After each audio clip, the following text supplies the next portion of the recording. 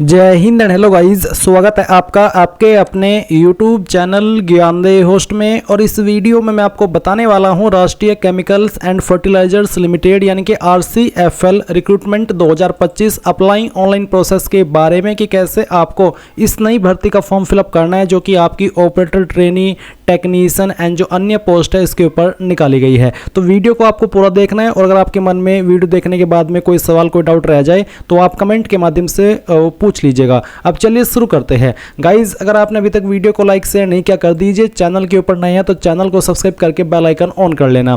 फिर जो लिंक मैंने आपको इस वीडियो के डिस्क्रिप्शन में दिया है आप ओपन करेंगे। ओपन करने के बाद आपको जानने को मिलेगा कि टोटल 74 वैकेंसी निकाली गई है। फॉर्म आप लोग यहाँ पर 5 अप्रैल 2025 तक भर पाएंगे। फिर आप यहाँ पर ये देख सकते हैं कि कौन सी पोस्ट के लिए कितनी वैकेंसी और अप्लाई करने के लिए क्या क्वालिफिकेशन मांगी गई है। एज लिमिट देखेंगे और एप्लीकेशन फीस की अगर बात करें तो जनरल, ओबीसी, ईडब्ल्यूएस के लिए 700 रुपये, SC ST विकलांग और ऑल कैटेगरी फीमेल इनके लिए कोई फीस नहीं है। सिलेक्शन प्रोसेस यहाँ पर चेक कर सकते हैं। सभी जानकारी चेक करने के बाद इंपॉर्टेंट लिंक के सेक्शन से पहले ऑफिशियल नोटिफिकेशन PDF के ऊपर क्लिक करके इसके नोटिफिकेशन को और डिटेल्ड में जान लेंगे, जहाँ पर आपको क्वालिफिकेशन की जानकारी और भी अच्छे से दी गई है ताकि आप अच्छे से जानकारी को समझ सके। तो अच्छे से आपको यहाँ पर ये चीज़ें एक बार वेरीफाई कर लेनी है और जब आपको लगे कि मैं इसमें अप्लाई करने के लिए एलिजिबल हूँ और आपका इंटरेस्ट है फॉर्म को फिल करने का, तो आप यहाँ पर अप्लाइंग ऑनलाइन लिंक ओपन करेंगे। देन आपके सामने कुछ ऐसा इंटरफेस आ जाएगा। ये वेबसाइट मोबाइल के अंदर तभी ओपन होगी जब आप मोबाइल को ऐसे चलाएंगे जैसे कि आप कोई गेम खेलते हैं या फिर वीडियो देखते हैं। अब आप यहाँ पर आएंगे और click here for new registration इसके ऊपर क्लिक करेंगे। अब गाइज, यहाँ पर आपको सबसे पहले बेसिक इन्फॉर्मेशन में जो आपका फर्स्ट नेम है वो एंटर करना है। फर्स्ट नेम डालने के बाद में इसको दोबारा डाल करके आपको वेरीफाई करना है। फिर आप आपका मिडिल नेम डालेंगे, नहीं है तो खाली छोड़ देंगे। इसके बाद में जो भी आपका लास्ट नेम है वो आप यहाँ पर एंटर करेंगे। लास्ट नेम को दोबारा डाल करके वेरीफाई कर देंगे। अपना मोबाइल नंबर डालेंगे, मोबाइल नंबर को दोबारा डाल करके वेरीफाई करेंगे। कोई अन्य फोन नंबर देना चाहते तो आप अल्टरनेटिव नंबर के अंदर दे सकते हैं और अगर आप नहीं देना चाहे तो आप इस ऑप्शन को खाली भी छोड़ सकते हैं। फिर आप यहाँ पर ईमेल आईडी में @ से पहले आपकी ईमेल में जो भी लिखा है वो आप यहाँ पर लिख देंगे और उसके बाद में डोमेन नेम के ऊपर क्लिक करके सेलेक्ट करेंगे कि आपकी ईमेल किस डोमेन पर है। जैसे कि मेरी ईमेल gmail.com पर है तो मैं यहाँ पर gmail.com सेलेक्ट कर लूँगा। अब आप कंफर्म ईमेल आईडी के अंदर अपनी कंप्लीट ईमेल आईडी डाल देंगे इस gmail.com के साथ में, या फिर जो भी उसमें @ के बाद में लिखा है वो कंप्लीट आप यहाँ पर लिखेंगे। फिर आप ये सिक्योरिटी कोड डालेंगे और सभी जानकारी चेक करते हुए सेव एंड नेक्स्ट के ऊपर क्लिक करेंगे। अब गाइज, आप यहाँ पर देखेंगे कि जो आपका रजिस्ट्रेशन है वो कंप्लीट हो चुका है और आपको रजिस्ट्रेशन नंबर एंड पासवर्ड की जानकारी ईमेल और मैसेज के माध्यम से सेंड कर दी गई है। सेम इन्फॉर्मेशन आपको डिस्प्ले के ऊपर भी देखने को मिल जाएगी। आप यहाँ से भी स्क्रीनशॉट ले सकते हैं ताकि आपके पास ये जानकारी सेव रहे। अब आप यहाँ पर इस सेक्शन के अंदर आपका फोटोग्राफ और सिग्नेचर अपलोड करेंगे। फोटोग्राफ की क्या गाइडलाइंस है वो आप यहाँ पर देख सकते हैं। बैकग्राउंड आपका फोटो का व्हाइट रहना चाहिए जो कि आपको प्रीफर किया गया है। साइज आपके फोटो का कितना होना चाहिए वो आपको बोला है, बेसिकली 20 से 50 KB के बीच में। सिग्नेचर का डायमेंशन कितना रहना चाहिए, साइज कितना रहना चाहिए, उसके बारे में आपको यहाँ पर अच्छे से जानकारी दी गई है। तो एक बार इन इंस्ट्रक्शंस को चेक कर लीजिएगा। अब आप यहाँ पर scan photograph of the candidate इसके ऊपर क्लिक करेंगे। तो मैं इस फॉर्म को डेमो के लिए भरा हूँ तो मैं यहाँ पर एक रैंडम फाइल सेलेक्ट करके आपको अपलोड करके दिखाता हूँ। मैं ये फाइल सेलेक्ट किया, ओपन किया, उसके बाद आपकी फाइल यहाँ पर इस तरह से आएगी। आप इसको कंफर्म कर दीजिएगा। फिर आप यहाँ पर चूज फाइल के ऊपर क्लिक करके जहाँ पर आपकी साइन की फाइल है वो सिलेक्ट करेंगे। ध्यान दीजिए, चाहे आपका डायमेंशन कम ज़्यादा हो जाए दिए गए डायमेंशन में, पर आपका जो साइज़ है वो उतना ही रहना चाहिए जितना आपको बोला है, तो आपका कोई इशू नहीं आएगा ये अपलोड करने में। तो सिग्नेचर का साइज़ 10 से 20 KB के बीच में रहना चाहिए। मैंने ये फाइल सेलेक्ट की, यहाँ पर साइन आया, अब मैंने टिक कर दिया। इसके बाद आप नेक्स्ट के ऊपर क्लिक करेंगे तो आपका एक जो स्टेप है वो कंप्लीट हो जाएगा। अब आती है आपके सामने बेसिक डिटेल। तो सबसे पहले आपको पोस्ट सेलेक्ट करनी है कि आप कौन सी पोस्ट पर अप्लाई कर रहे हैं। तो जिस पर भी आप अप्लाई कर रहे हैं वही आप यहाँ पर सेलेक्ट कर लीजिएगा। फिर अप्लाई करने के लिए आप यहाँ पर कौन सी कैटेगरी में कर रहे हैं अप्लाई। कैटेगरी यहाँ पर ये जो मैंने ऑपरेटर ट्रेनी सेलेक्ट की है इसमें OBC, ST और SC यानी कि जनरल के लिए यहाँ पर कोई सीट इसमें नहीं है क्योंकि यहाँ पर जनरल का ऑप्शन नहीं आ रहा है। तो इसका मतलब ये भी हो जाता है कि इसमें जनरल कैटेगरी कैंडिडेट वाले अप्लाई भी नहीं कर पाएंगे। तो वैसे तो मैं जनरल में आता हूँ, सॉरी OBC में आता हूँ, पर मैं यहाँ पर ST सेलेक्ट करने वाला हूँ ताकि मुझे कोई फीस पे ना करनी पड़े और मैं आपको कंप्लीट प्रोसेस दिखा पाऊँ फॉर्म को फिल करने का। अब यहाँ पर एक सवाल है कि are you a child family member of those who died in 1984 revolt, यानी कि क्या आप उस फैमिली से बिलोंग करते जो कि 1984 दंगे के अंदर मारे गए थे? अगर हाँ तो यस, नहीं तो आप नो करेंगे। आपका रिलीजन क्या है वो आपको यहाँ पर सेलेक्ट कर लेना है। क्या आप रिलीजियस माइनॉरिटी कम्युनिटी से आते हैं, अल्पसंख्यक समुदाय से अगर आप आते हैं तो यस करेंगे, नहीं तो आपको नो करना है। फिर क्या आप एक्स सर्विसमैन है, अगर हाँ तो यस, नहीं तो आप नो कर देंगे। इसके बाद यहाँ पर नेशनलिटी सिटीजनशिप के अंदर आप इंडियन सेलेक्ट कर लेंगे। सेंटर ऑफ एग्जामिनेशन के अंदर आप बताइए कि इनमें से किस लोकेशन पर आप अपना एग्जाम सेंटर रखना चाहते हैं। इन्हीं दो लोकेशन पर आपका एग्जाम रहेगा तो वो सिलेक्ट कर लीजिए। मीडियम ऑफ टेस्ट, किस लैंग्वेज में आप अपना एग्जाम देना चाहते हैं, मराठी राजभाषा जो कि हिंदी है या फिर इंग्लिश, तो जिसमें भी देना चाहते हैं वही आप सिलेक्ट कर लीजिएगा। फिर आता है डेट ऑफ बर्थ, तो जो आपकी डेट ऑफ बर्थ है वो सिलेक्ट करेंगे, पहले डे फिर मंथ और उसके बाद में जो भी आपका ईयर है वो आप यहाँ पर सिलेक्ट कर लीजिए। फिर आपको आपका जेंडर सेलेक्ट करना है। फिर पूछेगी कि आप जुड़वा भाई बहन है, अगर हाँ तो यस, नहीं तो आप नो करेंगे। फिर उसके बाद मैरिटल स्टेटस आपका क्या है, अनमैरिड, मैरिड, विडो, विडोवर जो भी है वो आप यहाँ पर टिक कर दीजिए। उसके बाद आप फादर नेम डालेंगे, मदर नेम डालेंगे।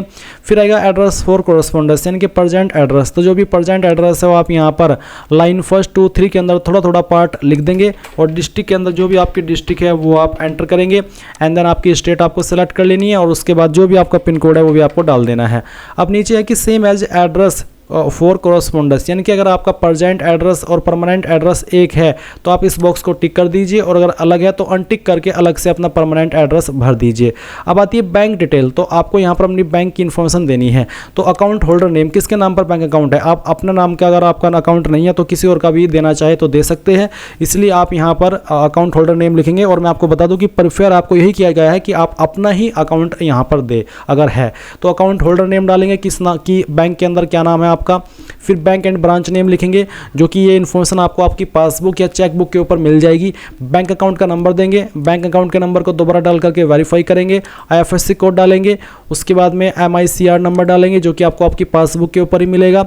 और ये आप इसको ऑनलाइन भी प्राप्त कर सकते हैं, गूगल के अंदर सर्च कीजिएगा अपनी बैंक का नाम और फिर ब्रांच का नाम और फिर ऑनलाइन आप इसको प्राप्त कर लेंगे।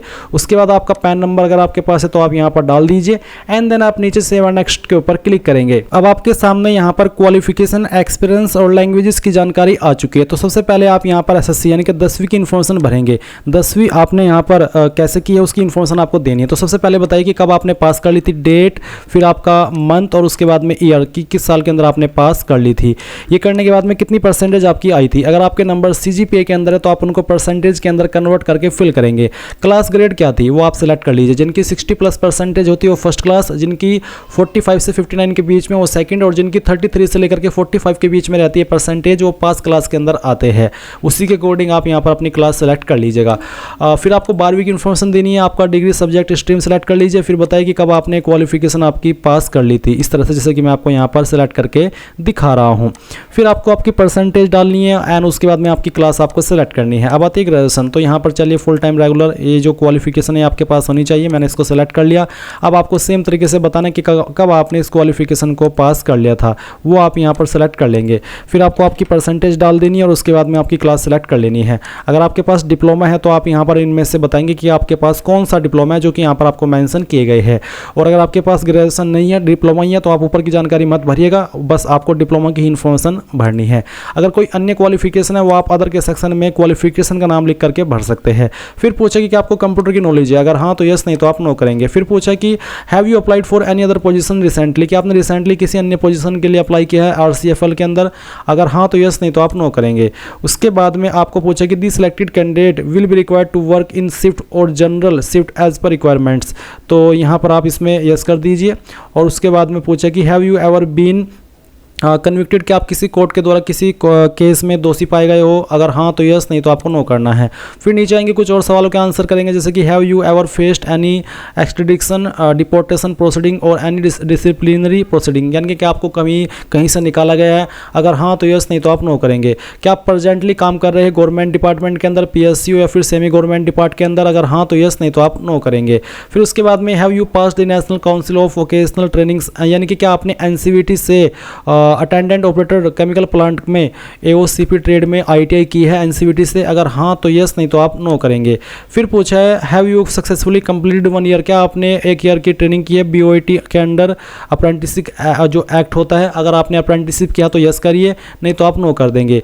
और अगर आप यहाँ पर यस कर रहे हैं तो फिर आपको यहाँ पर उसकी इन्फॉर्मेशन देनी है कि कब आपने ज्वाइन की थी और कब तक आपने की थी। इसी प्रकार से अगर आपने NCVT से आपका ITI किया है इस ट्रेड में तो आप उसको यस करने के बाद उसकी इन्फॉर्मेशन फिल करने के ऑप्शन भी यहाँ पर दिए गए हैं। तो भर दीजिए, नहीं तो आप नो करेंगे। अगर आपके पास कोई एक्सपीरियंस है तो आप यहाँ पर एक्सपीरियंस की इन्फॉर्मेशन भरेंगे, नेम ऑफ द कंपनी के अंदर कंपनी का नाम, डेजिग्नेशन के अंदर उस पोस्ट का नाम जिस पोस्ट पर रह करके आपने जॉब की है, और यहाँ पर आपको वो डेट मंथ ईयर देना है जब आपने जॉब ज्वाइन की थी, और फिर यहाँ पर वो डेट मंथ ईयर देना है जब तक आपने जॉब की थी।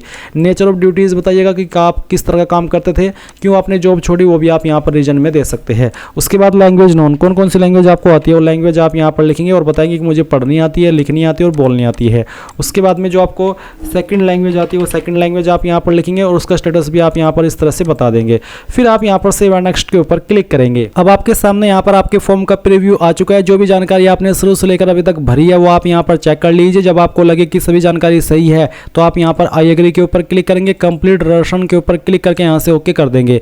एक बार फिर से ओके करेंगे। अब आपको यहाँ पर लेफ्ट थंब इंप्रेशन यानी कि बाएं अंगूठे का निशान अपलोड करना है जिसका साइज 100 KB से कम होना चाहिए। तो जहाँ पर भी आपका थंब इंप्रेशन है वो आप सेलेक्ट कीजिए, ओपन कीजिए, आपकी थंब की फाइल यहाँ पर आ जाएगी। इसको बोला कि इसका साइज 20 से 50 KB के बीच में रहना चाहिए, तो इसका साइज तो आपको 20 से 50 KB के बीच में रखना है। और जो आपका हैंड रिटन डिक्लेरेशन है इसका साइज 100 KB से कम होना चाहिए। अब इसमें आप क्या लिखेंगे हैंड रिटन डिक्लेरेशन में वो भी आप जान लीजिए। जो लिंक मैं आपको वीडियो के डिस्क्रिप्शन में दिया हूँ ये आप ओपन करेंगे तो आपको यहाँ पर एक हेडिंग देखने को मिलेगी ये वाली। इसमें जो लाइन लिखी गई है आपको जो कि तो एक कोरे कागज के ऊपर अपनी हैंड से रिटर्न करनी है और नेम ऑफ द कैंडिडेट की जगह पर बस अपना नाम लिख देना है। फिर आप उस फाइल को यहाँ पर अपलोड करेंगे। साइज जैसे कि मैंने कहा कि आपका 100 KB से कम रहना चाहिए, तो फाइल सेलेक्ट करेंगे, ओपन करेंगे, इस तरह से आ जाएगी, ओके कर देंगे। और फिर जो सिक्योरिटी कोड है वो भी आप यहाँ पर डाल दीजिएगा।